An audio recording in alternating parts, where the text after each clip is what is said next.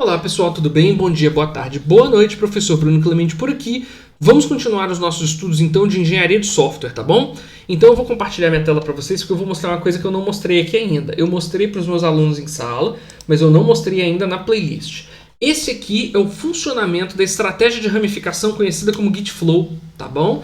Então, resumidamente, porque, de novo, depois se vocês quiserem eu vou fazer uma explicação mais completa sobre isso, mas resumidamente, todas as alterações que são feitas no sistema, elas são feitas daqui para baixo. Ou seja, a partir do develop, nós criamos branches de feature, nós devolvemos essas alterações para o develop. Foi exatamente o que a gente fez no último vídeo. E agora eu vou repetir esse processo. Mas não sou só eu quem vou repetir esse processo. Sou eu, a Ana, o Beto, a Carla, o Daniel, ou seja, todas as pessoas que estão trabalhando na equipe de desenvolvimento vão seguir exatamente esse mesmo fluxo. Todos os desenvolvedores participarão do develop, né, como se fosse a principal linha base do projeto, do ponto de vista do dev, tá? E eles irão criar branches de feature a partir desse develop e devolver as branches de feature para o develop. Tá bom? Então, nesse aspecto, ele parece muito com aquela estratégia tradicional, onde a gente está no main, cria branch, devolve para o main. Está no main, cria branch, devolve para o main. Mas é muito mais seguro trabalhar com Git Flow. Por que é mais seguro trabalhar com Git Flow? Porque o nosso main, o nosso master, ele está intacto o tempo inteiro. A gente não vai permitir que as alterações vão direto para lá. E isso com o objetivo da gente tentar minimizar os problemas, os bugs, os defeitos e coisas que a gente não deseja que estejam dentro daquele espaço, tá bom? Então o master para nós, ou o main, ele é a parte mais importante, ele não deveria ser tocado, com exceção deste cenário que vocês estão vendo aqui, olha.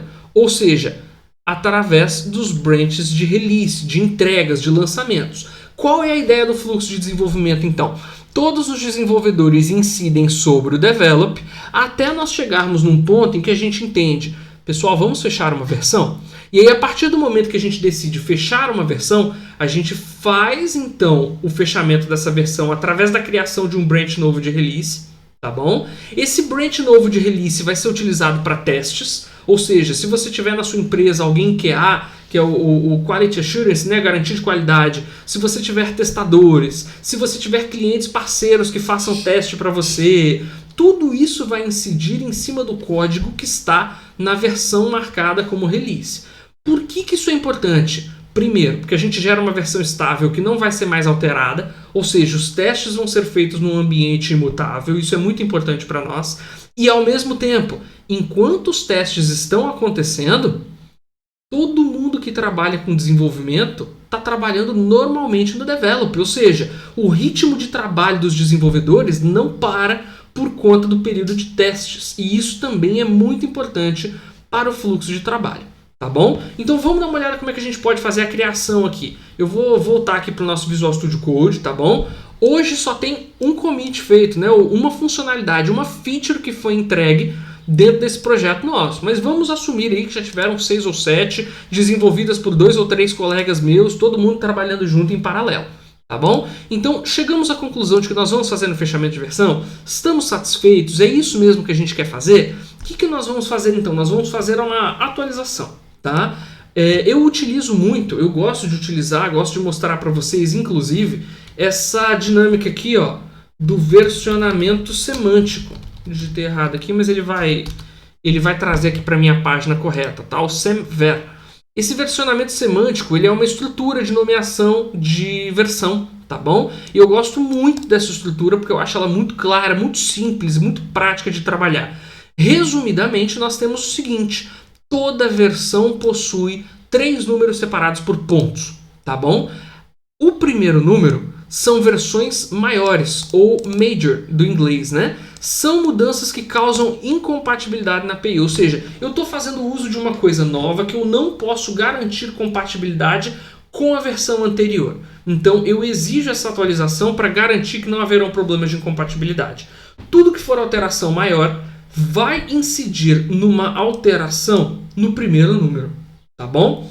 A segunda são as versões menores, ou minor, do inglês. Quando eu estou adicionando novas funcionalidades, mas eu estou mantendo a compatibilidade, ou seja, as coisas novas que eu adicionei, talvez uma nova tela no meu sistema que já tinha 4 telas, eu adicionei uma 5ª tela, Se não incidir em incompatibilidade, eu vou entender isso como uma alteração menor. Nesse caso, a próxima versão seria a 2.1.0, tá certo?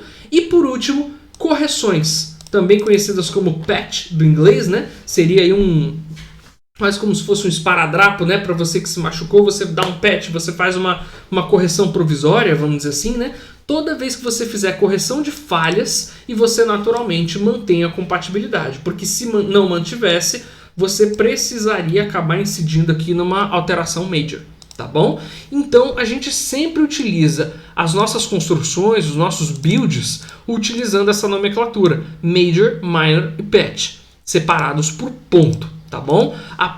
O próprio versionamento semântico possui um lançamento aqui, né? Utilizando o próprio versionamento semântico para dar a numeração da versão dessa ferramenta, tá? Ela é mais complicada, se vocês forem ler, ó, ela tem um documento bem complexo, bem completo, ele vai explicando tudo que eu expliquei resumidamente aqui para vocês, mas o importante é que vocês podem consultar esse material quando quiserem e dar uma conferidinha de como é que funciona. Eu vou assumir que a gente está utilizando o versionamento semântico, eu vou fechar essa página aqui por hora, eu vou abrir o nosso Visual Studio Code e eu vou dizer o seguinte, como que a gente tinha até o momento não estava efetivamente lançado, tá bom? Eu vou lançar a versão 1.0.0 agora. Essa vai ser a primeira versão que a gente está lançando, ou seja, deixa eu abrir de novo para vocês, essa página aqui é a versão 1.0.0, tudo bem? Para fazer isso dessa forma, eu vou fazer o quê? Eu vou fechar uma versão. Como é que a gente fecha a nossa versão, então? Vou colocar aqui, deixa eu dar um clear para jogar aqui a tela mais para cima.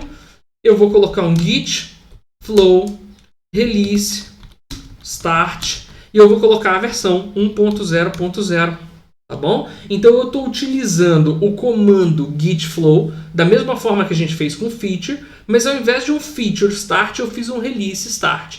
Vou dar um enter, vamos ver o que ele vai fazer. Olha o que ele fez para mim. Colocou o prefixo automaticamente, criou um branch novo chamado release 1.0.0 e é basicamente isso que ele fez até agora. O que você tem que fazer é o seguinte, avance o número da versão agora, faça o commit de últimos fixes preparando a sua release e quando finalizado, utilize o git flow release finish 1.0.0. Tá certo? Ou seja, aqui agora nós temos duas branches diferentes. Eu tenho, deixa eu fechar aqui o terminal de novo. Nós temos uma branch de develop, mas nós temos também uma branch de release. Deixa eu ir até ela. Pronto, ó, estou na branch de release. Ela não está hoje no nosso repositório. Eu vou fazer um publish aqui para aparecer no repositório e vou mostrar rapidamente para vocês aqui em cima. Ó. Vamos então aqui para o repositório. Eu vou dar um F5 nessa página. Ele vai identificar então agora que nós temos um branch a mais. Pronto, ó. Temos o main, temos o develop e temos o release 1.0.0. Agora ficou fácil, né, gente? O desenvolvedor continua trabalhando no branch de develop, criando novos branches de feature, ou seja, o fluxo de trabalho dos desenvolvedores não para. Quem está focado em fazer testes vai fazer aqui um checkout na versão do release 1.0.0 e vai tentar identificar se está tudo certinho mesmo. Estando tudo certo, aí sim é que a gente vai fazer um fechamento de versão. E quando a gente faz um fechamento de versão, a gente faz também o quê? A gente atualiza o main. Agora a gente tem uma versão testável, estável, que já passou por tudo. E agora sim a gente vai passar a distribuir ela. Beleza? Então é isso, pessoal. Espero que tenha ficado claro. Eu vou encerrar esse vídeo por aqui porque ele já está um pouco extenso, mas eu acho que a gente conseguiu cobrir todo o processo de como conduzir isso aí. No próximo vídeo nós vamos fazer aí uma simulação de erro.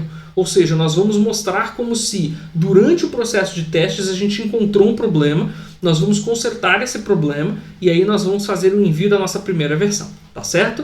Então é isso, pessoal. Até o próximo vídeo. Qualquer dúvida, não se esqueçam de deixar aí nos comentários, a gente vai conversando. Grande abraço e até lá.